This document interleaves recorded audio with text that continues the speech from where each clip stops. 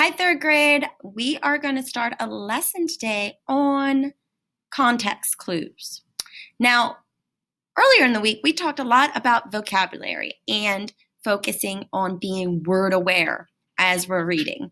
And part of being word aware is knowing how to figure out words when you don't have a dictionary right next to you. You don't always have access to a dictionary. So we need to use our context clues. And context clues are clues that we use that are inside of the text we're reading around the word that we want to know. So we're talking about vocabulary here. So we're not talking about how to sound out a word. We're talking about what the word might mean, the meaning of a word, okay? Focusing on the meaning. So we're going to watch a video here, and it's going to introduce you to context clues. So as you watch the video, I want you to think to yourself, what is a context clue? What is an example of a context clue, and how can I use it? So we're going to watch this video. It's called Context Clues. Oh, look. A word I don't know. Well, I'm not going anywhere. I'll be looking for clues in the context. When I find a new word that's written in a sentence, I look around to see if a similar one is mentioned. That's a synonym, the first clue I use. Like, the actress read through a book and perused a newspaper. And then she took a snooze. Peruse, that's new, so I search for a clue. I see she was reading. Could it be true? Peruse must be a synonym for read through. But if I can't find the answer, then maybe there's an opposite word or an antonym. Like, Langston was jubilant when he got the news before he found out he was depressed with the blues. Jubilant and depressed must be antonyms. Depressed means sad, jubilant must mean happy then. Two new words, peruse, jubilant with synonyms and antonyms, you don't have to Google it. On a top secret mission, check the message. Three words I don't know, like a word detective. Search within the sentence. Look for synonyms, antonyms, explanations, example. On a top secret mission, check the message. Three words I don't know, like a word detective. Search within the sentence. Look for synonyms, antonyms, explanations, example. Detectives, when reading through phrases, you might find the third clue, an explanation. Let's take a look and try to crack this case then. The mansion was dilapidated. The windows were broken, the paint was faded. I'm pretty sure a pack of rats had invaded. Those lines explain the word I didn't know. Dilapidated means falling down and old. Clue 4, I look for examples of the word that might illustrate how to define the term. Eating sweets was against Capone's wishes. Just fruits and vegetables, which are nutritious. I know fruits and vegetables are healthy dishes. These examples lead me to the meaning of nutritious. All these examples and explanations are clues to crack the case like Perry Mason. On a top secret mission, check the message. Three words I don't know, like a word detective. Search within the sentence. Look for synonyms, antonyms, explanations, example.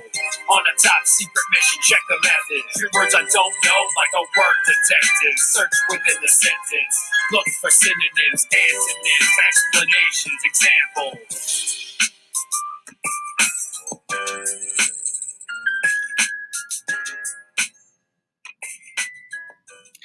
So we were just watching a video that explained what context clues are.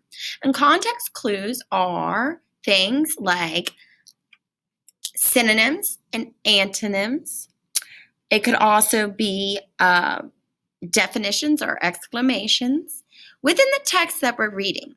The author sometimes gives us these clues, these snippets, so we can understand what we're reading a lot better, and we don't have to stop and just Google a word or look it up in a dictionary. So we're going to learn these strategies today. We're going to learn 5 examples, five main types of context clues.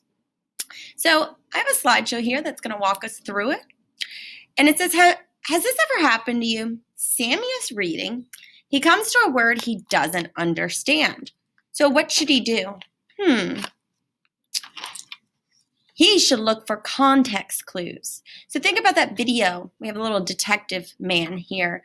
Think about being a word detective. And I said that earlier this week too. When we're word aware, we are being word detectives. We're not going to give up on that word. We're not just going to skip over it and ignore it, because that can interfere with our understanding of the text. And what's the point of reading something you don't understand? The whole point of reading is to enjoy a story. How can you enjoy a story you don't understand? So this is going to make you a skilled reader. Skilled readers don't give up on words. They become word detectives, and they use context clues to figure out the meaning of unknown words. So there are 5 main types of context clues. Number 1 is the definition. Sometimes in whatever we're reading, in the text that we're reading, sometimes the author goes ahead and just tells you what the word means. And in our video, they said exclamations. That is the same thing. That's explanation. That's the same thing. So they define the word for us. So here's an example of that. It says Marty is an avid stamp collector. Avid is used to describe a person who is very interested in a particular activity. So the author here, I'm going to go ahead and underline it, went ahead and gave you right off the bat the definition. Told you right away. An avid reader, avid person, avid collector is someone who is very interested in a particular activity. So Martin really loves stamps, so he collects them. He's an avid collector. So this is an example of a definition in our text. And we're going to use this strategy today as we read chapter 9. We're going to see if we can find some of these clues that would help us figure out some words. The next one is synonym. So a synonym is when a word has, the synonym is usually right after a word or a phrase. So the synonym is separate from the rest of the sentence by a comma or a dash. So we're going to look at this example and see if we can find a synonym. Remember, synonym means similar meaning. Synonym means similar meaning. So a word that has similar meaning, they might throw in a synonym right after the word, particularly after a comma or a dash. So it says Erica is an avid golfer. Her dad put a golf club in her hands when she was 3 years old, comma, and she has been passionate about golf ever since. So here's that clue. Remember, I told you that if the author decides to add a synonym as a clue as to what that word might mean, they do it after a comma. They do it after a rest in the sentence, after a comma or a dash, or in parentheses. In this case, this author used a comma. So they talked about avid golfer, and the synonym here is passionate. If you're an avid golfer, you are passionate about golfing. And passionate is another word for being avid. Okay? About something. Now, we're going to move on to clue number 3. Remember, there's 5. Synonym and definition. That's what we've talked about so far. Now, we went ahead and found the passionate for that one. Let's talk about the antonym. So an antonym is the opposite of the word. So sometimes authors use a comparison. They might compare a word that you're trying to figure out with its opposite partner. So that means that the word is shown to be different or the opposite of another word. And that can give us a clue as to what the word might mean, just like in that video. And we're going to look at this. It says, Katie and Maggie both started taking violin lessons when they were 6 years old. Katie quit after 2 months of lessons, but Maggie became an avid violinist in the past 3 years. So, what is the antonym in this example? Oops. What is the antonym in that example? We're going to find it. If I can get back to it.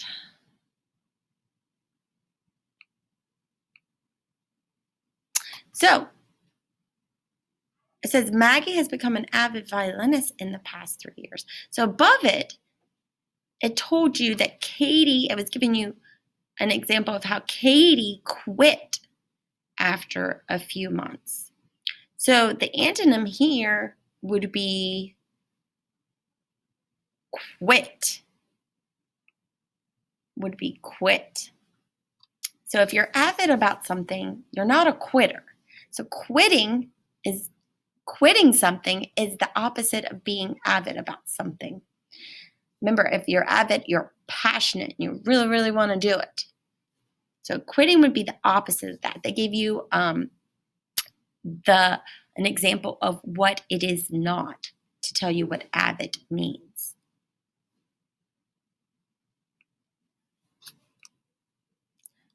Now we're going to move on to our next one, which is inference.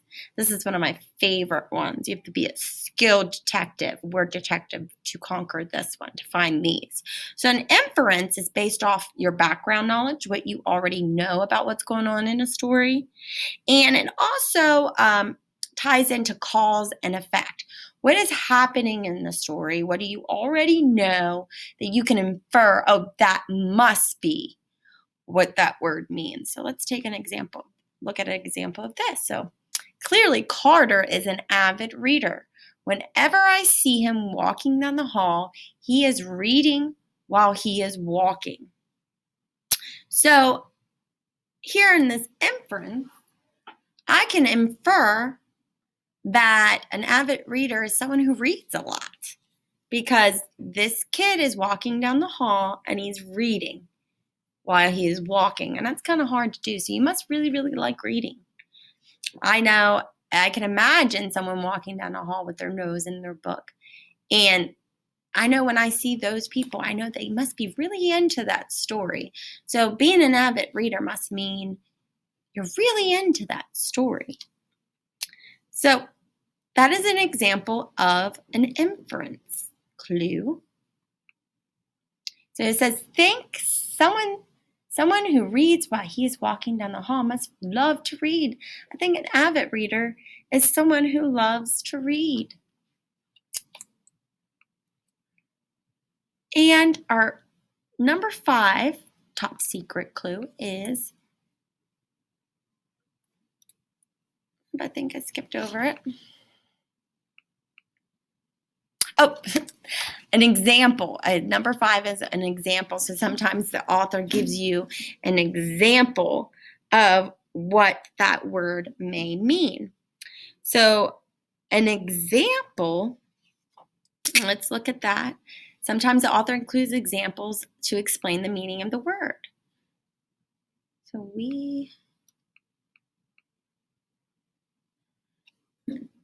Jackson is an avid basketball player. And then they're going to give an example of what that looks like. He plays on 2 teams, and I see him outside shooting hoops every morning before school. That's an example of what an avid basketball player would look like. He's really passionate about it, so he goes outside and he shoots hoops every morning before school. He must really, really like it, because he has to get up super, super early to do that. So let's search for word meanings using context clues. We're going to practice this before we read chapter 9 today and do it in there. So Blake was devastated when his ice cream cone fell on the sidewalk. What do you think devastated means? Devastated. Let's see. Let's think of whether or not the author who wrote this sentence, did they provide a definition? Did they provide a synonym? Did they provide an antonym for us? Did they provide an example? Or can we infer from a cause and an effect situation, from our background knowledge, from what we know? Blake was devastated when his ice cream cone fell on the sidewalk. I think you have to infer. How would you feel if your ice cream cone fell on the sidewalk? You have to infer that. What would happen if you had an ice cream cone and it fell? It's like a cause and effect. So we can infer here that devastated means that you are hurt. You're upset. So remember, different people may use different clues, and there could be more than one clue. So I want to point that out. How did you use context clues to help you determine the meaning? I shared with you how I did. How would you? Devastated refers to a feeling of great sadness. That's what I said. I inferred what that may feel like if I was that character. My dog is sluggish. Sometimes he is so lazy that he doesn't even bother to eat. What do you think sluggish means? How did you use context clues to help you determine the meaning? What do you think? I'm going to let you think for a second, and then I'll share what I think. And what clue helped you? My dog is sluggish. Sometimes he is so lazy that he doesn't even bother to eat. I believe they gave you a synonym here. They gave you a synonym here. They gave you a word with a similar meaning. That word is lazy. Sluggish must mean lazy. If I would take lazy and put it in sluggish's place, it would sound the same. The sentence would still make sense. My dog is lazy. Sometimes he is so sluggish that he doesn't even bother to eat. That still makes sense. So they used a synonym to explain what that word means. What did you use? Sluggish means lazy and inactive. So they used a word that had a similar meaning. The teacher forgot to correct her student's test like she had promised. She hastily corrected the test while they were at recess. Hastily. What do you think hastily means? Hastily. Hastily corrected the test while they were at recess. What do you think? She forgot to correct her student's test like she promised. She made a promise. I'm thinking I'm going to have to use the cause and effect, the inference, and try to infer how she feels right now. She forgot something and she promised that she would do it. And the kids are at recess, so that doesn't give her a lot of time. So it must mean fast. Hastily must mean fast. It means quickly. Hastily means quickly. My older sister is so vain. She takes forever to get ready in the morning, and she won't leave the house without a mirror in her purse. What do you think it means? Vain. And what clues did you use to figure that out? I think the author gave an example of what vain looks like. My older sister's vain. She takes forever to get ready in the morning, and she won't leave the house without a mirror. That kind of tells me that being vain means you care a lot about your looks. A vain person is always concerned about how he or she looks.